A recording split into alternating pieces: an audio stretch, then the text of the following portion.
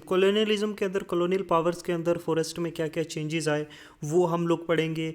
किस तरह की फॉरेस्ट उगाए जाने लगे, इसके क्या इम्पैक्ट पीजेंट्स पे पड़े, क्या सोसाइटी पे पड़े। तो एक ब्रॉडर जो है हम लोग इम्पैक्ट देखेंगे कॉलोनियलिज्म का जो इंडियन सोसाइटी में। देखो हम लोग, देखो अगर हम लोग देखें एक लॉट ऑफ डाइवर्सिटी जो है वो क्या है फास्ट। देखो इन अमेजोन फॉरेस्ट का ही ले लो अगर, या वेस्टर्न घाट का, ये पॉसिबल है कि 500 डिफरेंट प्लांट स्पीशीज़ जो हैं एक फॉरेस्ट पैच में मिल जाएंगे। तो लॉट ऑफ दिस जो डाइवर्सिटी है वो डिसअपेयर हो रही है। जो बिटवीन जो 16th सेंचुरी और जो 20th सेंचुरी है, मतलब 1700 से लेकर जो 1995 तक, ये पीरियड ऑफ इंडस्ट्रियलाइजेशन में यहाँ 13.9 स्क्वायर किलोमीटर जो है फॉरेस्ट, अबाउट 9.3 मतलब about 10% फॉरेस्ट जो है दुनिया का वो क्लियर हुआ है इंडस्ट्रियल यूज़ के लिए, कल्टीवेशन के लिए, या फिर पास्चर्स के लिए, या फिर फ्यूल वुड के लिए। हुआ है कि नहीं हुआ? अब क्यों डिफोरेस्टेशन हुआ है? Why deforestation? देखो जो डिसअपेरेंस हुआ है फॉरेस्ट का, जो फॉरेस्ट को काट दिया जाता है और फॉरेस्ट की जगह लैंड क्लियर हो जाती है, इसको डिफोरेस्टेशन कहते हैं। डिसअपेरेंस ऑफ मतलब गायब हो जाना फॉरेस्ट का, उसे डिफोरेस्टेशन। डिफोरेस्टेशन ये कोई रिसेंट प्रॉब्लम नहीं है। फॉरेस्टेशन जो है प्रोसेस ये बिगेन हुई थी सेंचुरीज को, बट अंडर जो कॉलोनियल रूल है यहाँ पे बहुत सिस्टमेटिकली और एक्सटेंसिवली ये चीज़ जो है डिफोरेस्टेशन इंक्रीज हुई है। ठीक है, अब हम लुक अराउंड करेंगे कॉजेज ऑफ डिफोरेस्टेशन। देखो लैंड टू बी इम्प्रूव्ड, देखो अराउंड 600 क्या हुआ कि अप्रॉक्सीमेटली जो 1/6 जो इंडिया का लैंड मास था वो कल्टीवेशन के अंडर था। Now that figure has gone up by half. अब देखो पॉपुलेशन जो है इंक्रीज हुई ओवर द सेंचुरी, और डिमांड जो है फूड की जो है वो भी इंक्रीज हुई। जो पीजेंट्स ने जो है बाउंड्रीज जो है कल्टीवेशन की वो भी इंक्रीज की, जंगल काटे और नई लैंड का ब्रेकडाउन किया। तो कॉलोनियल पीरियड में कल्टीवेशन जो एक्सपेंड हुआ है, वेराइटीज़ ऑफ रीजन है, क्योंकि ब्रिटिश ने जो है डायरेक्टली इंकरेज किया कल्टीवेशन, पहली बात तो। और प्रोडक्शन जो है कमर्शियल क्रॉप्स का, जैसे जूट, शुगर, वीट और कॉटन, और डिमांड जो है इस क्रॉप्स की इंक्रीज हुई 19th सेंचुरी में यूरोप में। वहीं फूड ग्रेन्स जो थे वो भी ज़रूरी थी, जो ग्रोइंग अर्बन पॉपुलेशन है और रॉ मटेरियल जो रिक्वायर्ड है इंडस्ट्रीज़ के लिए। तो इन सब के कारण पहली बात तो ये हुई।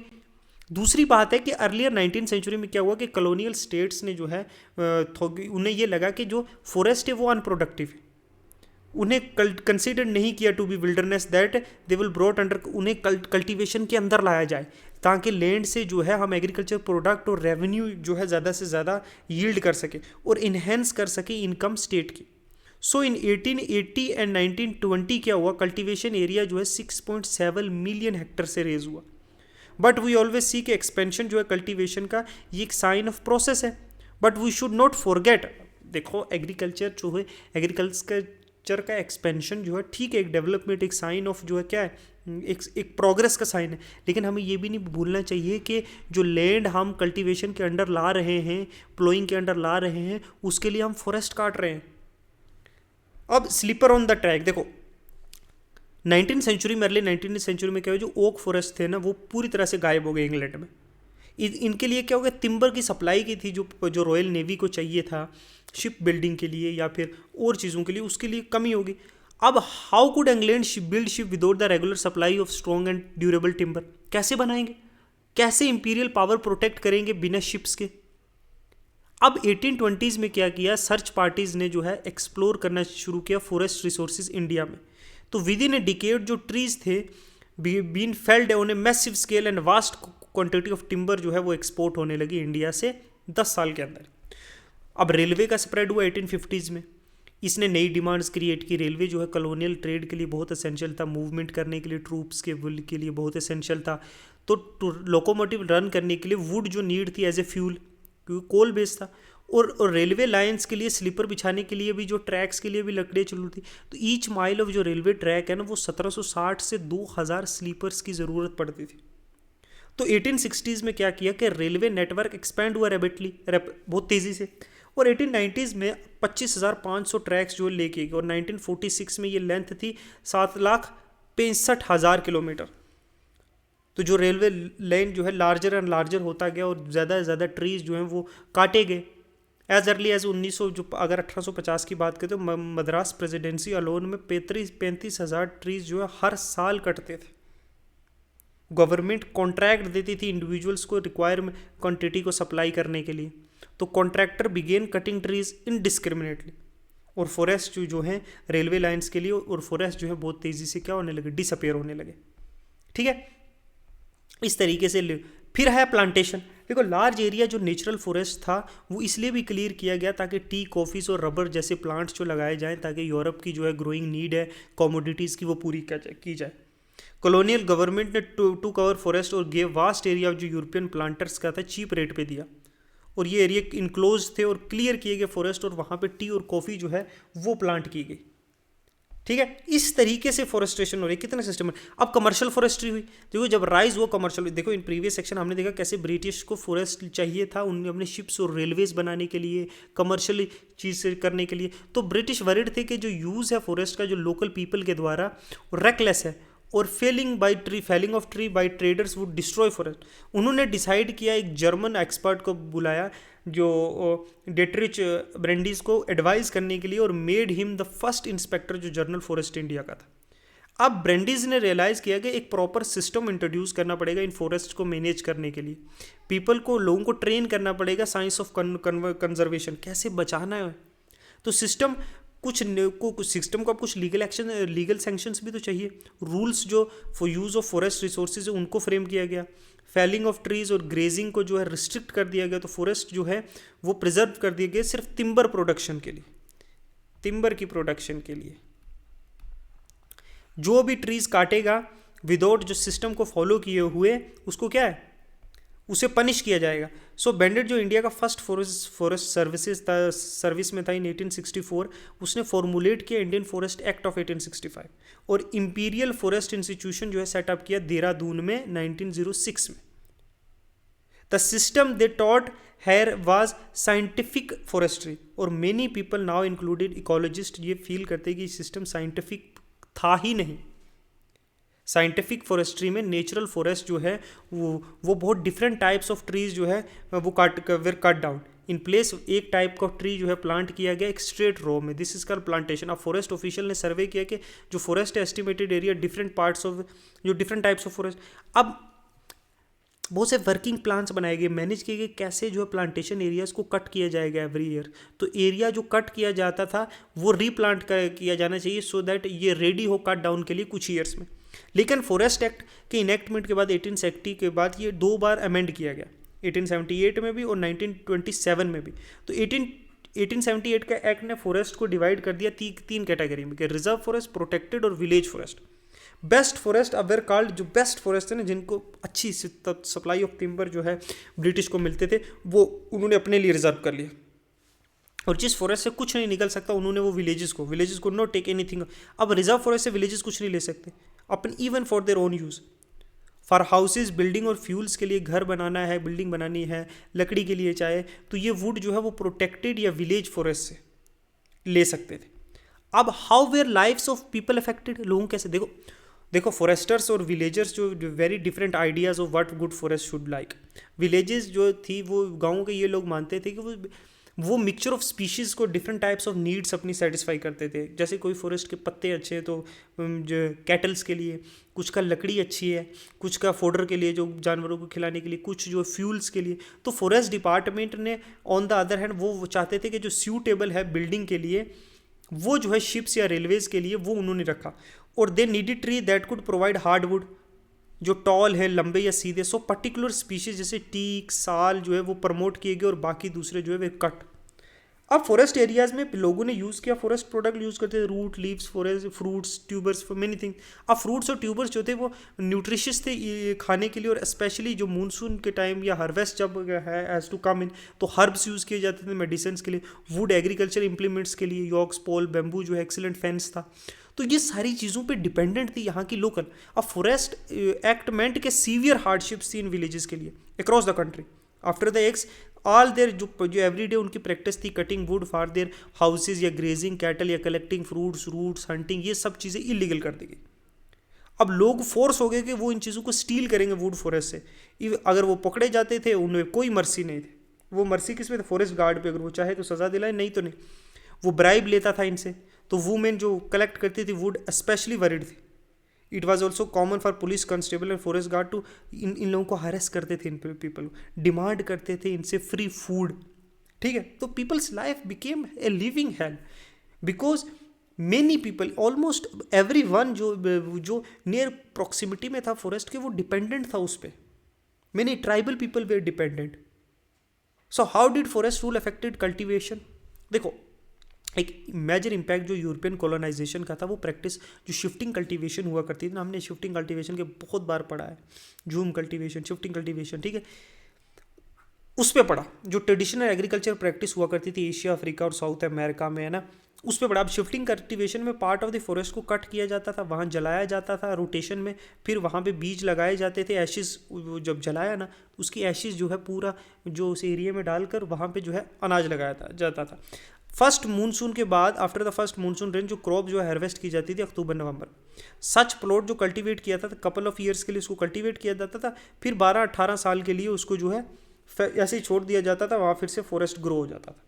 अब जो मिक्सचर ऑफ क्रॉप्स जो यहाँ ग्रो की जाती थी इस प्लॉट्स पे, ठीक है, अब सेंट्रल इंडिया अफ्रीका में यहाँ मिल्ट्स बहुत थी, ब्राज़ील में मैन्यूयॉर्क था, या अदर पार्ट्स जो लैटिन में वहाँ मेज़ और बीन्स हुआ करती थी। यूरोपियन फॉरेस्टर्स ने रिगार्ड किया ये प्रैक्टिस जो है हार्मफुल है फॉरेस्ट के लिए, और उन्हें लगा कि ये लैंड जो यूज़ की गई है कल्टीवेशन की एवरी फ्यू ईयर कुड, ये जो है यहाँ पे ट्रीज ग्रो नहीं होंगे, रेलवे टिम्बर चाहिए उन्हें। जब फॉरेस्ट जलाए जाते हैं वो एडिड डेंजर है फ्लेम्स का जो स्प्रेड करेगी और वैल्यूएबल टिम्बर भी बर्न होगी। तो उन्होंने जो है शिफ्टिंग कल्टीवेशन पे लगा दिया बैन, और टैक्सेस जो है shifting cultivation alone made it harder for government to calculate. अब इससे टैक्स भी कैसे कलेक्ट करेंगे, तो गवर्नमेंट डिसाइड किया कि बैन करो shifting cultivation. As a result बहुत सारी कम्युनिटी जो है वो फोर्सफुली डिस्प्लेस हो गई अपनी जगहों से। Some had to change occupation while some resisted for the large and small rebellion. तो ये हालात कर दिए गए। अब हु कुड हंट, नया फॉरेस्ट लॉज ने चेंज कर दिया लाइफ जो फॉरेस्ट ड्वेलर्स के थे ना, in yet another way. Forest dweller जो फॉरेस्ट की चीज़ों पे रहते हैं, जो फॉरेस्ट में रहते हैं वो लोग हैं ना, बिफोर द फॉरेस्ट लॉ जो लोग थे वो जो है हंटिंग करते थे, डियर, पेट्रीज, वेराइटी जो स्मॉल एनिमल्स, जो कस्टमरी प्रैक्टिस थी वो प्रोहिबिट कर दी फॉरेस्ट लॉज ने। जो पकड़ा गया हंटिंग करते हुए उन्हें पनिश किया जाएगा पाउचिंग के लिए। अब फॉरेस्ट लॉ ने जो है लोगों की कस्टमरी जो कस्टम्स थे, लोगों के राइट्स थे वो टू हंट वो ख़त्म कर दिए। बिग गेम्स बिकम, और जो हंटिंग गेम थे वो ब्रिटिश के लिए एक गेम बन गई। इंडिया में हंटिंग ऑफ टाइगर और अदर एनिमल जो है वो पार्ट ऑफ कल्चर बन गया कोर्ट का और नोबिलिटी का फॉर सेंचुरीज। बहुत सारी मुगल पेंटिंग हमें शो करती है कैसे प्रिंसेस और एम्परर जो एंजॉय करते थे हंटिंग। तो कॉलोनियल रूल में भी लार्ज स्केल जो है इंक्रीज हुआ और वेरियस स्पीशीज जो है बिल्कुल खत्म हो गया। ब्रिटिश ने लार्ज नंबर ऑफ जो लार्ज एनिमल्स को as a sign of wild, primitive और सैवेज सोसाइटी समझा। उन्हें लगता था कि किलिंग डेंजरस एनिमल्स को मार कर, ये देखो ना कितने, देखो टाइगर्स को 1 2 3 4 5 6 7 8, ये देखो।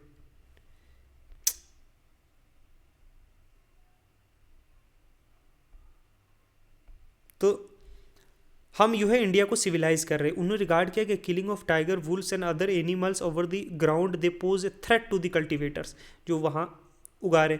80,000 टाइगर्स जो है मारे गए, 1.5 लाख लिपर्ड्स और 2 लाख वुल्फ्स। तो इस पीरियड में 1870 से और ग्रेजुअली जो है टाइगर एक स्पोर्टिंग ट्रॉफी बन गई। महाराजा ऑफ जो सरगुजू था अलोन, उसने 1157 टाइगर्स मारे, 2000 leopards up to 1957, and administrator George Yule ने 400 टाइगर्स किल किए। तो ये किस्म की ना इनकी वो एक स्टैट्स दिखाने लगी, एक मतलब एक ट्रेड का धंधा बन गया। अब नए ट्रेडर, नई एम्प्लॉयमेंट्स और नई सर्विसेज, जब पीपल्स ने अपनी जो है लिवलीहुड बहुत तरीक़ों से खो दी ना, आफ्टर जो ब्रिटिश डिपार्टमेंट्स ने जो है फॉरेस्ट डिपार्टमेंट ने कंट्रोल फॉरेस्ट पे ले लिया, तो कुछ लोगों को बेनिफिट हुआ कि वो नई अपॉर्चुनिटी ट्रेड की खुली। बहुत सारी कम्युनिटी ने अपने ट्रेडिशनल जो ऑक्यूपेशंस थे उनको छोड़कर और वो ट्रेड करने लगे फॉरेस्ट प्रोडक्ट्स का। This not only in India but across the world ये हो रहा था, ठीक है, पूरी दुनिया में ये हो रहा था। नई अपॉर्चुनिटीज़ ऑफ वर्क की जो थे वो हमेशा ऐसे नहीं थे। पीपल जो है अपने फॉरेस्ट छोड़ के जाके माइंस में काम कर रहे हैं, इंडस्ट्रीज़ में काम कर रहे हैं जहाँ लो वेजेस हैं, जहाँ मिनिमम वर्क आवर का कोई काम नहीं है, तो एक्सट्रीम सिचुएशंस में रहने लगे। तो वो अपना लिवलीहुड था वो छोड़कर जो है कामों की तलाश में बाहर निकले। एंड दिस सफर्ड मैनी जो है बहुत लोगों ने जो टिम्बर फैक्ट्रीज और यहाँ पे जो है लेबर का काम किया। जब रेलवे लाइन बिछी तो वहाँ काम किया, तो वुड्स लेके आते थे और काम करते थे, ठीक है। अब रेबेलियन इन द फॉरेस्ट, देखो जब लोगों की जो है ऐसे होगा तो द लीडर्स जो थे इन मूवमेंट के, जैसे ब्रिटिश में लाइक सिंधु कानू, इन संथालन परगनाज, बिरसा मुंडा जो छोटा नागपुर पैटियो हमने पिछले में पढ़ा, तो ये हुए पीपल हो। जैसे बस्तर जो एक साउथ मोस्टर्न पार्ट है छत्तीसगढ़ का, जो आंध्र प्रदेश की बॉर्डर के पास ही है, उड़ीसा और महाराष्ट्र के। ये सेंटर पार्ट है बस्तर का प्लेट्यू, ये north of this plateau is Chhattisgarh plain and to south एक गोदावरी प्लेन है। तो रिवर जो इंद्रावती है winds across Bastar east to west. जो नंबर ऑफ डिफरेंट कम्युनिटी हैं वो बस्तर में रहती हैं, जैसे मारिया, मुरुगौंड, दुर्वास, अच्छा भातराज, हलबस, ये डिफरेंट लैंग्वेजेस बोलते हैं लेकिन एक कॉमन कस्टम और बिलीफ शेयर करते हैं। पीपल जो थे बस्तर के वो बिलीव करते थे कि हर विलेज को जो है वो लैंड दी गई है, हर village is given land by, ज़मीन ने उसको, और इन रिटर्न उन्हें इसकी देखभाल करनी होगी, कुछ ऑफरिंग देनी होगी एग्रीकल्चर फेस्टिवल्स की। In additional to earth they shows respect to the spirit of river, the forest and the mountain, since each village knows where it is boundary lies. तो विलेज लोकल पीपल थे ये देखते थे resources के बारे में, इनके बारे में ख्याल रखते थे। अब क्या हुआ, फेयर ऑफ पीपल, देखो जब कॉलोनियल गवर्नमेंट ने रिजर्व कर दिए 2/3 ऑफ द फॉरेस्ट, तो स्टॉप कर दिया शिफ्टिंग, कल्टीवेशन, हंटिंग, ये सब चीज़, तो लोग बस्तर के जो है ना बड़े वरिड थे।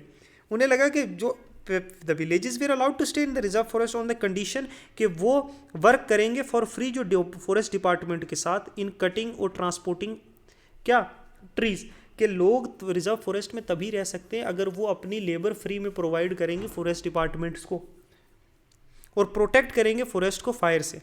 सब्सिक्वेंटली दे उनको विलेज फॉरेस्ट विलेजर्स का नाम दिया गया। तो पीपल जो दूसरे विलेज के थे वो डिस्प्लेस हो गए बिना किसी नोटिस और कंपनसेशन के। फॉर लॉन्ग जो विलेजेस जो वो सफ़र करने लगी, इंक्रीज हुए लैंड रेंट, फ्रीक्वेंट डिमांड होती थी फ्री लेबर की, गुड्स कॉलोनियल रूल में। तो टेरेबल फेमाइन आया 1889 और 90s का, फिर 1907 और 8 में। तो रिजर्वेशन जो है prove to be the last straw. अब people began to gather and discuss करने लगे इशूज़ की बाजार्स में, फेस्टिवल्स में, कि ये तो बड़ा खतरनाक हो गया, हमारी लिवलीहुड खतरे में। तो एट लास्ट जो रेंट हाई रेंट्स और जो है मनी लेंडर्स के चंगुल में फंस के है ना, एट लास्ट वो रिवोल्ट्स पे उतरे। फिर तो लोगों ने बाज़ारों को लूटा, अगेंस्ट ब्रिटिश ऑफिशियल्स और ट्रेडर्स के घर में घुसे, स्कूल पुलिस स्टेशन जला दिए, चोरी कर लिया, ग्रेन रीडिस्ट्रीब्यूट की। तो मोस्ट ये एसोसिएटेड थे विद कॉलोनियल स्टेट और उनके ऑपरेसिव लॉ के खिलाफ। ठीक है, इस तरीके के जो है उन्होंने स्टार्ट किया। अब यही सेम फॉरेस्ट ट्रांसफॉर्मेशन जावा में भी हुआ। जावा में जो है डच कंपनी थी जो, तो वुड कटर्स जो थे जावा के है ना, जो कालंगाज ऑफ जावा से ये कम्युनिटी जो स्किल्ड फॉरेस्ट कटर थे और शिफ्टिंग कल्टीवेशन करती थी। 1755 में जब मरातम किंगडम ऑफ जावा स्प्लिट हुई तो 6000 कालंगास फैमिलीज जो थी वो इक्वली डिवाइड हो गए 2 किंगडम्स में। विदाउट द एक्सपर्टीज ये डिफिकल्ट था हार्वेस्ट करने इस फॉरेस्ट की टीक्स को, ये काटते थे, ये एक स्पेशलाइज थे। ठीक है, अब यहाँ भी सेम वही हालात जो है 19th सेंचुरी में, जब ये बिके एक इम्पोर्टेंट कंट्रोल टेरिटरी बन गई और not the people the Dutch ने इंटैक्ट यहाँ पे भी फॉरेस्ट लॉ किया, जावा में रिस्ट्रिक्ट कर दिया विलेजेस को एक्सेस करने से फॉरेस्ट से। और ना वुड सिर्फ कट की जाएगी स्पेसिफिक पर्पजेस के लिए, जैसे रिवर बोट्स बनाने के लिए, कंस्ट्रक्शन हाउस के लिए, not only for specific forest under close supervision. तो विलेजर्स को पनिश किया गया, यहाँ तक कि अपनी जो गाय वाय भैंस जो कैटल्स चराते थे उसके लिए भी विदाउट जो है परमिट के वुड ट्रांसपोर्ट नहीं की जाएगी। Travelling on forest road with होस कार्ट और कैटल नहीं किया जाएगा परमिट के बिना। तो एज इंडिया उन्हें भी देखो, डच को भी सेम प्रॉब्लम थी शिप बिल्डिंग, यही समीमिन चैलेंज है। ठीक है, ये सब चैलेंजेस जो हैं ये अक्रॉस द कंट्री आ यूरोपियन। और वॉर और डिफोरेस्टेशन, फिर फर्स्ट वर्ल्ड वॉर और सेकंड वर्ल्ड वॉर में मेजर इंपैक्ट हुआ फॉरेस्ट में। ठीक है, फॉरेस्ट डिपार्टमेंट्स ने कट किए ट्री फ्रीली टू मीट जो ब्रिटिश की war needs in Java. Just before the Japanese occupied the region, Dutch जो है इन्होंने भी यही जो है ना स्कॉर्च्ड अर्थ की पॉलिसी के डिस्ट्रॉय कर दिए, 100 मिल्स बर्न कर दिए, ह्यूज पाइल्स ऑफ जो जाइंट टीक लॉग्स थे, so they would not fall in the Japanese hand. तो ये लार्ज डिस्ट्रक्शन की गई कि जैपनीज को ना मिल जाए, हम ये सारी लकड़ियाँ फॉरेस्ट जला देते हैं। ठीक है, न्यू डेवलपमेंट्स है देखो सिंस 1980 जो गवर्नमेंट अक्रॉस एशिया और अफ्रीका है वो साइंटिफिक फॉरेस्ट्री और पॉलिसी जो है कि कीप फॉरेस्ट कम्युनिटीज़ को अवे फ्रॉम द फॉरेस्ट। तो देखो फॉरेस्ट कम्युनिटीज़ को जो है ना फॉरेस्ट से दूर रख के तो बहुत सारे कन्फ्लिक्ट आ रहे थे। ठीक है, अब क्या करें, तो गवर्नमेंट ने रिकॉग्नाइज किया कि in order to meet the goals people जो लिव करते हैं नियर द फॉरेस्ट उन्हें इन्वॉल्व करना पड़ेगा पॉलिसी मेकिंग्स में। इन मेनी केसेस जैसे इंडिया में भी फ्रॉम मिजोरम टू केरला जो डेंस फॉरेस्ट है वो सर्वाइव ओनली बिकॉज जो विलेजेस हैं वो प्रोटेक्ट कर रही हैं इन सीक्रेट ग्रूव्स को। बहुत सी विलेजेस जो हैं वो पेट्रोलिंग करते हैं अपनी फॉरेस्ट में। ईच हाउस होल्ड जो है वो अपनी टर्न लेता है कि गार्ड करता है फॉरेस्ट को, कि कोई भी कम्युनिटी और environmentalist today think of different forms of forest management. ठीक है, इस तरीके से जो फॉरेस्ट में पीपल शुड बी इन्वॉल्व। देखो ना, एक पॉलिसी है जो समझ लो कि वेलफेयर ऑफ पीपल के लिए, कि हम लोग गवर्नमेंट बोलती है कि लोगों के वेलफेयर के लिए, लेकिन अगर लोगों को उस पॉलिसी में इन्वॉल्व ही नहीं करोगे तो लोग कैसे समझेंगे कि ये हमारे फेवर में है। एग्जाम्पल मैं तो बहुत बार देता हूँ,